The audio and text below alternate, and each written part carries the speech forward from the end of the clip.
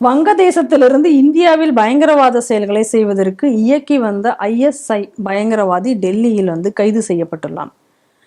ஷாக்பி Ahmed loan Alice ராஜா Alice Kashmiri அப்படின்றது அவனுடைய பேர் அப்படின்னு சொல்றாங்க. அவன் லக்ஷர் இ தொய்பாவினுடைய பயங்கரவாத செயல்கள் அனைத்தையும் அவங்களுடைய வழிகாட்டுதன் பேர்ல இந்தியாவில் அதைகளை நடைமுறைப்படுத்துவதற்கு, அதை செயல்படுத்துவதற்கான ஆட்களை தயார் செய்வதற்கும், அவர்களை மூளைச்சலவை செய்து இளைஞர்களை உருவாக்குவதற்கும், பல இந்த செயல்களை செய்வதற்கு ஒரு தூண்டுதலாக அவன் ஒரு ஹேண்ட்லராக இருந்திருக்கான் அப்படின்னு சொல்றாங்க. அவன் ஜம்மு அண்ட் காஷ்மீரை சேர்ந்தவன் அப்படின்னு சொல்றாங்க. அவனை இப்போ கொஞ்சம் சமீப காலத்து கொஞ்ச நாளைகளுக்கு முன்னாடி தான் அவன் நேபாள எல்லை வழியாக ஊடுருவி உள்ளே வந்திருக்கிறான், அங்கே வெளியில் போயிட்டு அப்படிங்கிற மாதிரியான விஷயங்களையும் சொல்றாங்க. ரெண்டாவது இவனை பத்தி இன்னும் சொல்லும் பொழுது என்ன சொல்றாங்கன்னா, 2007 இவன் கைது செய்யப்பட்டான். அப்ப கைது செய்யப்பட்ட பொழுது பல வெடிபொருட்கள் போன்ற இது எல்லாத்தையும் சேர்த்து கைது செய்யப்பட்டார்கள். அதற்கு பின்னாடி 2018 அவனுக்கு ஜாமீன் கிடைக்கவும் அவன் ஜாமீன்ல வெளியில போய் பல நாட்கள் தலைமறைவாக இருந்திருக்கிறான். இப்ப மீண்டும் அவன் பிடிபட்டு இருக்கிறான் அப்படிங்கக்கூடிய விஷயத்தையும் சொல்றாங்க. அதுவும் எதை வைத்து பிடிச்சாங்கன்னா, சமீபத்துல நம்மளே கூட பார்த்தோம், டெல்லியில ஆன்டி இந்தியா போஸ்டர்ஸ் நிறைய ஒட்டி இருந்ததை வைத்து, இன்னும் சொல்ல போனா சுப்ரீம் கோர்ட்டுக்கு பக்கத்திலேயுமே கூட இந்த போஸ்டர்கள் ஒட்டப்பட்டிருந்தன. அந்த சமயத்துல அதை வைத்து அதில் உள்ள குற்றவாளிகளை எல்லாம் ஒருவரையாக கைது செய்தார்கள். அதற்கு ரிலேட்டடான ஆளை இங்கே திருப்பூர்ல கூட சட்டவிரோதமாக தங்கியிருந்தவரை கைது செய்தார்கள். அந்த வழக்கில் விசாரித்து வரும்பொழுதுதான் இவனையும் இப்ப கண்டுபிடித்து கைது செய்திருக்கிறார்கள் என்று தெரிவிக்கிறார்கள். ஏற்கனவே நான் முன்னாடி எப்படின்னா, பாகிஸ்தான்ல இருந்து டைரக்டா இங்க ஆப்ரேட் பண்ணிட்டு இருந்தான். நம்ம ஊருக்காரனா அவன் இங்கே ட்ரெயின் பண்ணி ஹேண்டில் பண்ணிகிட்டு இருந்தான். இப்போ என்ன பண்ணுறாங்க அப்படின்னா, இங்கே கொஞ்சம் கெடுபிடி அதிகம் இருக்கிறதுனால பங்களாதேஷ்லேருந்து பங்களாதேஷ்காரனை நம்ம நாட்டில் ஆக்டிவாக வேலை செய்ய வைக்கிறதுக்கு, அதாவது அவனை ஆக்டிவேட் பண்ணுறதுக்கு. அப்போ இந்த அளவு ஏன் முடியுது அப்படின்னா, பங்களாதேஷி பாப்புலேஷன் நிறைய இந்தியாவுக்குள்ளே சேர்ந்து விட்டது. ஆனால் அதனால தான் ஆரம்பத்திலிருந்து சொல்வேன், இது ஒரு டெமோகிராஃபிக் இன்வேஷன் அப்படிங்கிறேன். இந்த டெமோகிராஃபிக் இன்வேஷன் கூடியது இப்போ மறுபடியும் இப்போ நிரூபிக்கப்பட்டிருக்கு. இதைத்தான் ஆரம்பத்தில் நான் சொல்லிக்கிட்டு இருக்கிறது. இது நீங்கள் ஏதோ ஒரு இடத்துல வேலையில்லாம், நான் கூட இடையில ஒரு திருப்பி அதை நான் ஏன் ஞாபகப்படுத்துறேன்னா, நம்ம நாட்டில் இப்போ பலர் நல்ல மனிதர்கள், சில ஆர்மியில் இருக்கக்கூடிய சில வெட்ரன் ஆஃபீஸர்ஸ், இல்லை அங்கே பாப்புலேஷன் கூடுறது, இங்கே பாப்புலேஷன் இல்லாத காரணத்தினால இது வராங்க, இது ஒரு நேச்சுரல் ஃப்ளோ அப்படிம்பார். அவர் நல்ல ஆஃபீஸர் தான், இவர்களுக்குள்ள புரிதல் இந்த லட்சணத்துல தான் இருக்கு. இந்த மாதிரியான ஒரு கற்பனையில் நம்ம நாட்டில் நல்ல தேசபக்தி உள்ள பல ஆஃபீஸர்களே இப்படித்தான் இருக்காங்க. அப்ப சாதாரண மக்களை பத்தி நம்ம சொல்லி அதில் ஒன்றும் பெரிய விஷயம் இல்லை. ஸோ இந்த மாதிரியாக வங்கதேசத்துல அங்கே பயிற்சி கொடுத்து அங்கிருந்து இந்தியாவில் ஆப்ரேட் பண்ணக்கூடிய மாதிரி இருக்கு அப்படின்னு சொன்னா, இதுக்கு பேர் என்ன, வெளிநாட்டுல இருந்து வர ஒரு மெர்சனரி ஃபோர்ஸ். ISIக்கு நம்ம நாட்டில் நம்ம நாட்டுக்காரனை வச்சு ஆப்ரேட் பண்ணாமல் வேற ஒரு நாட்டுக்காரனை நம்ம நாட்டில் கொண்டு படையெடுத்து வைக்கலாம்.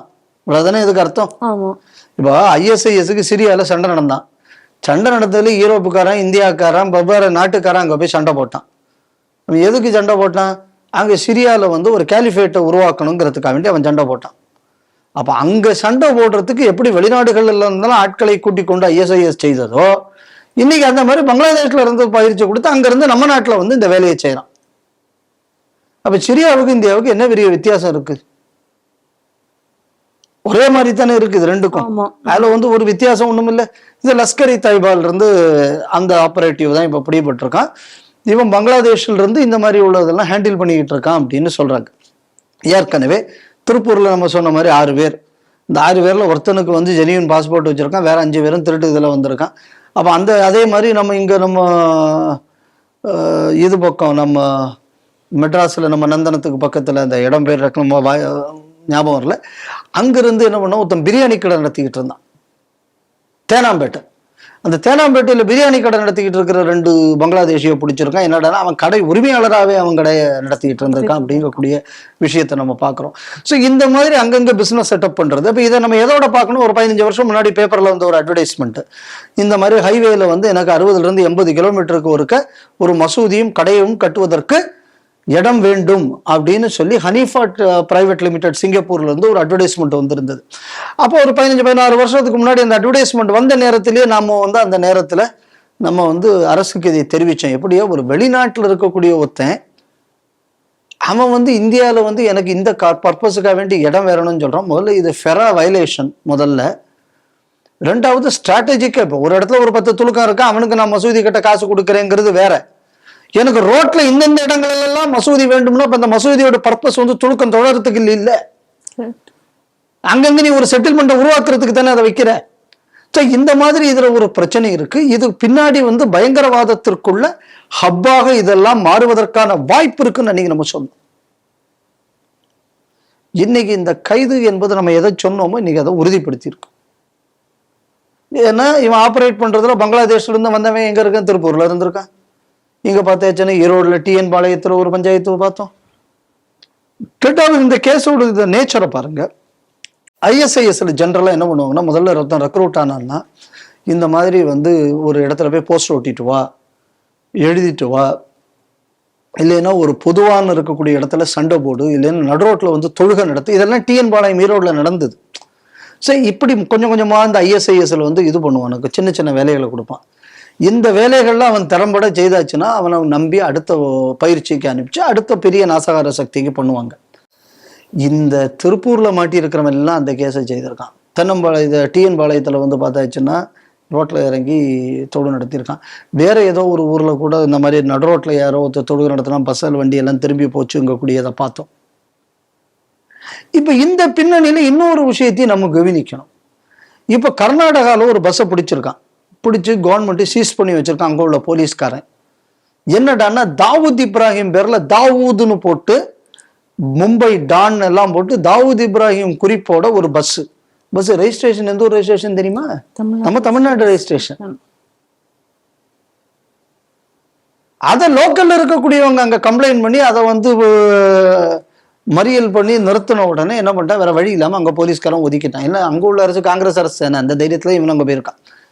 அப்போ வெளிப்படையாகவே இந்தியாவுக்கு எதிராக பயங்கரவாதத்தை ஆதரிக்கக்கூடிய விஷயத்தை நாங்க ஒரு ஹீரோவாக அவர்களை எல்லாம் கருதுகிறோம் அப்படின்னு சொல்லக்கூடிய அளவுல, அப்படி சொல்லக்கூடியவனுக்கு மேல் நடவடிக்கை எடுப்பதற்கு தயங்கக்கூடிய, இல்லைன்னா இந்த மாதிரி ஒருத்தன் பண்றானேயான்னு ஒருத்தன் கம்ப்ளைண்ட் கொடுத்து அவன் மேல கேஸ் போடக்கூடிய ஒரு கேடுகட்ட காவல்துறை இந்த நாட்டுல இருக்கிறதுனால தானே இன்னைக்கு இந்த மாதிரியான பயங்கரவாதிகள் சுத்திட்டு நடக்கிறான். இல்லைன்னு இவனால இன்னைக்கு வந்து இதெல்லாம் வந்து இந்த நாட்டுல வந்து இப்படி பண்ண முடியுமா? வாய்ப்பே இல்லை. அதனால பாகிஸ்தானுக்குள்ள ஹேண்ட்லிங் மெத்தட்ல மாற்றம். இப்ப பாருங்க, இங்க வந்த இல்லீகல் பங்களாதேஷ் இமிகிரண்ட் இவன் வேலைக்காக வரவில்லை, நல்லா புரிஞ்சுக்கணும். வேலை என்ற போர்வையில் நாளைக்கு ஒரு டெமோகிராபிக் இன்வேஷன் மூலம் நாளைக்கு இந்த நாட்டை துலுக்க நாடாக்குவதற்கு வந்திருக்கிறான். இதுக்கு இன்னொரு நீங்க பேரலல் பார்க்கணும்னா, இப்ப இடையில தியோபந்தி சீஃப் பேசும்போது சொன்னார் 2024 ஸ்ரீ டிவியில கூட அதோட மொழியாக்கத்தை நம்ம போட்டிருந்தோம். ரொம்ப தெளிவாக சொல்லியிருந்தோம். அப்படி இந்த நாடு பாகிஸ்தான் நம்ம பிரிச்சு நம்ம பண்ண தப்பு பண்ணிட்டோம், இதனால் 2 துலுக்கன்னு நம்ம போயிட்டோம், ஒன்னாக இருந்திருந்தால்னா நம்ம இந்த நாட்டையே மொத்தமாக துலுக்க நாடாக்கியிருப்போம்.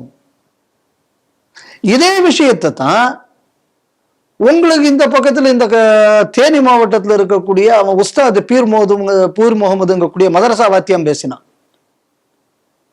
ஹதீஸில் இப்படி சொல்லப்பட்டிருக்கு, அதனால இந்த நாட்டை வந்து நம்ம வந்து துலுக்க நாடாக்க வேண்டியது நமது கடமை அவன் சொன்னான்.